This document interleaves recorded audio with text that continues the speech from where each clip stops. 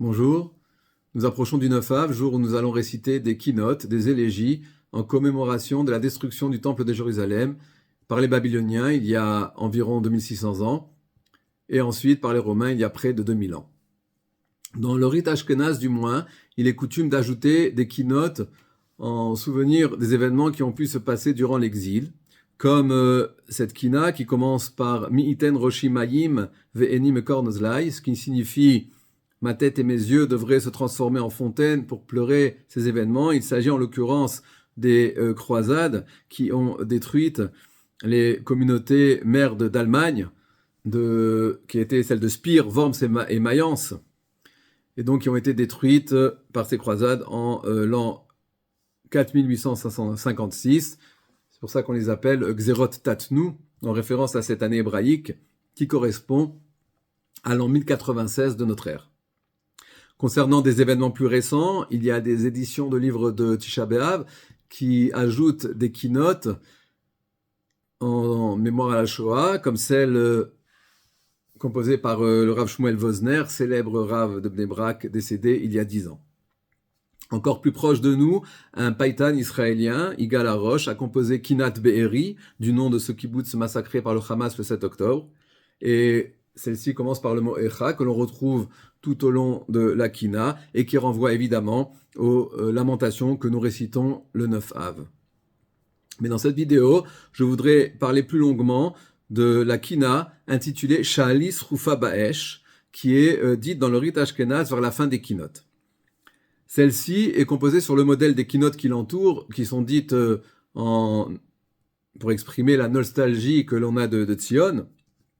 Mais celle-ci, en l'occurrence, rappelle un événement tragique qui a eu lieu plus tardivement. Il s'agit du brûlement du Talmud qui a eu lieu à Paris, en place de Grève, actuellement place de l'Hôtel de Ville, en l'an 1242.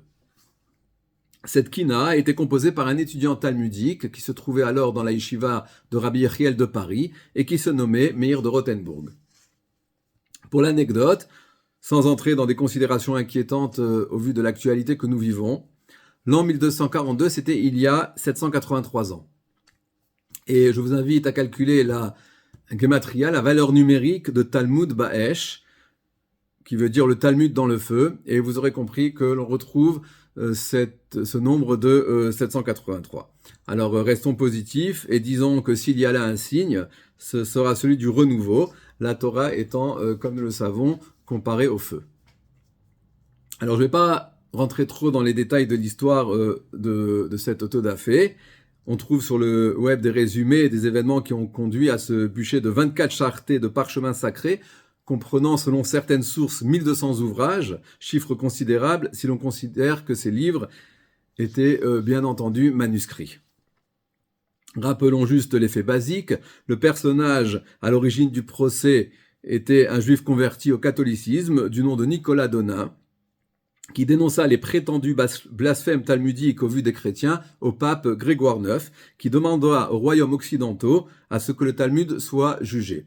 Le roi de France de l'époque, Louis IX, soumis aux ecclésiastiques, obéit et organisa donc le procès avec sa mère, Blanche de Castille. Les rabbinim qui tenteront de défendre le Talmud furent Rabbi Yechiel de Paris, ancien maître de Donin, donc l'ancien disciple se retrouva face à son ancien enseignant, et également Rabbi Shmuel de Château-Thierry et Rabbi Moshe de Coucy. Mais le verdict était malheureusement couru d'avance. Donc cette kina, cette élégie évoque cet événement tragique qui a eu un impact dévastateur sur la poursuite des études talmudiques en France à l'époque. Il conduisit Rabbi Yechiel de Paris à monter en Eretz Israël avec des disciples. Rabbi Meir de Rothenburg lui retourna en Allemagne pour devenir le maître du monde ashkénaze, qui incluait alors Tzorfat, la France, mais plus spécifiquement la France du Nord. Ces responsables sont devenus célèbres jusqu'à aujourd'hui et sont très étudiés dans le monde de l'étude talmudique. Et la fin de sa vie au fort d'Ensisheim, en Alsace, à la fin du XIIIe siècle, est un autre épisode connu de cette période tragique. Je vais à présent lire la Kina du Maharam, qui est l'acrostiche de Moreno à Rav Meir, de Rothenburg, donc, puis procéder à une petite explication de texte sans traduire mot à mot, ce qui serait trop fastidieux, pour ne pas dire trop difficile, puisqu'il s'agit d'un lexique liturgique médiéval qui ne nous est pas familier, comme vous l'imaginez. Donc je me contenterai de développer quelques morceaux qui correspondent chacun à une thématique et en relevant quelques morceaux particulièrement saillants. Alors, la première partie, je vais la lire avec l'air traditionnel au début. Shalis rufa baesh lishloma velayich amitavim shechon bachatzar zevulayich השואפים על עפר ארץ והכואבים המשתוממים עלי מוקד גלילייך הולכים חשכים ואין נוגה וקווים לאור יומם עליהם אשר יזרח ועלייך. Alors on trouve une traduction pour le début de l'élégie dans la célèbre revue de Rav Kahn de Kuntras au numéro 46 datant de 1994. Alors c'est noté qu'il s'agit de la traduction de Gilbert Dahan. Demande brûlée par le feu, comment vont ceux qui portent ton deuil, qui aspirent à demeurer dans la cour de ta résidence, qui convoitent la poussière de la terre, les souffrants, qui sont abasourdis devant les bûchers où brûlent tes rouleaux. Ils vont dans les ténèbres privés de clarté et espèrent la lumière. Du jour qui brillera sur eux et sur toi, demande aussi comment va l'homme affligé qui pleure le cœur brisé. Se lamentant sans cesse sur les fortes douleurs qui l'empoignent, hurlant comme des chacals, ululant comme des hiboux. Il proclame une amère élégie à ton adresse. Comment celle qui fut révélée dans un feu dévorant finit-elle par être dévorée par le feu, d'être de chair sans que ces mécréants ne fussent brûlés par ton brasier? Ensuite, nous avons deux phrases que je vais lire. Ad-an adina teishochna berov ashket, upne prachai alokasu charulayir, teshev berov gava lishpot beneel, bechol amishpatim betavi biflilayir. Ce qui veut dire en substance, comment le responsable de ce désastre, il s'agit donc du royaume chrétien d'Occident, est paisible, alors que le peuple juif, par le biais de son livre d'études, est traîné dans la boue. Puis, parlant certainement en particulier du pouvoir royal en France, qui juge avec orgueil, comme on a lu, Teshev berov ga'ava lishpot, contrairement à l'image qu'en donne l'historiographie française sous un chêne non loin d'ici. Ensuite, il y a donc une deuxième partie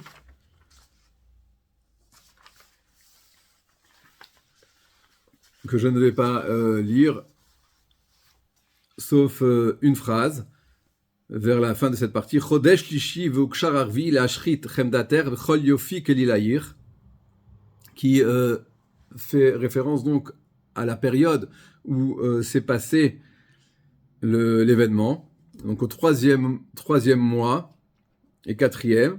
Donc on suppose que cela signifie que le procès a pu avoir lieu au troisième mois, qui est le mois de Sivan, et le brûlement au quatrième mois, c'est-à-dire le mois suivant, le mois de Tammuz. Et ce qui correspond à ce qu'il y a dans les sources. On en a une de Rabbi Tzidkia Arofé, le médecin, qui relate la chose suivante.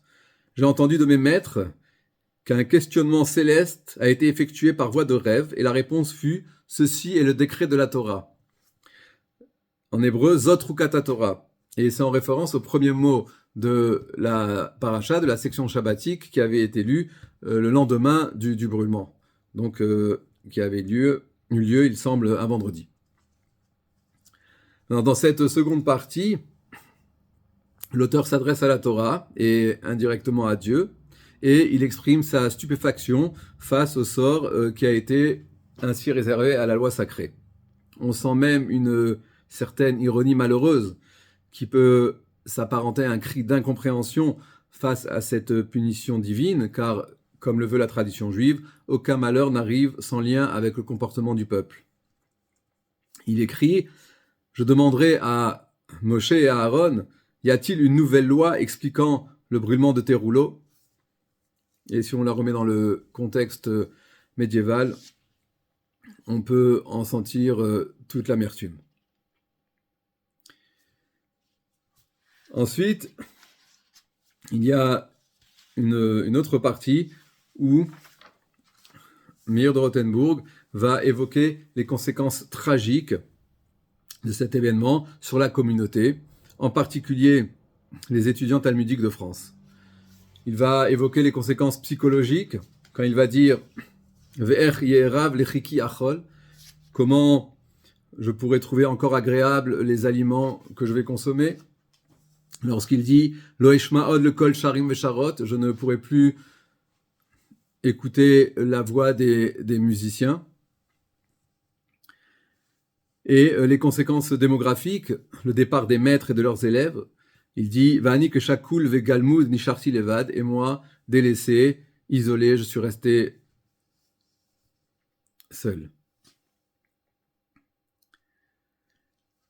Ensuite, il y a une phrase qui dit ainsi en hébreu Etma meod al meor hayom asher izrach el kol aval yarshich elai ve'elaich. Là, il remet la loi dans le sujet et il fait la transition avec la partie suivante, parce qu'il dit ce qui a obscurci moi-même et toi, pour ensuite haranguer cette Torah en disant Zaki bekolmar letzur al shivronayich val chelyech velo iskar avad kelulayich chigri levushak alea avara, etc. Donc après avoir évoqué sa condition personnelle qui vit le drame dans sa chair, alors il s'adresse à la Torah pour lui dire de prendre elle-même le deuil de son malheur. Mais Rabbi Meir va terminer, comme il est de coutume pour chaque fin de Kina, avec la consolation, en exprimant la certitude que viendra le temps du redressement, de la lumière et de la joie retrouvée. Je lis les phrases comme elles sont dans le texte. Kimot enuter yenachamer tsur v'yashiv shevut shifte yeshurun v'yarim et shifler. Od ta'adi ba'adi shani v'tov tikri telchi b'machol v'tzali imcholaich yarum levavi bet yair lach tsur v'yagia lechoshker v'yeru afelaich. Ce qui veut dire à peu près que les jours de ta consolation viendront et on te redressera et tu reprendras le tambourin pour danser et mon cœur se relèvera le jour où la lumière brillera à nouveau pour éclairer l'obscurité.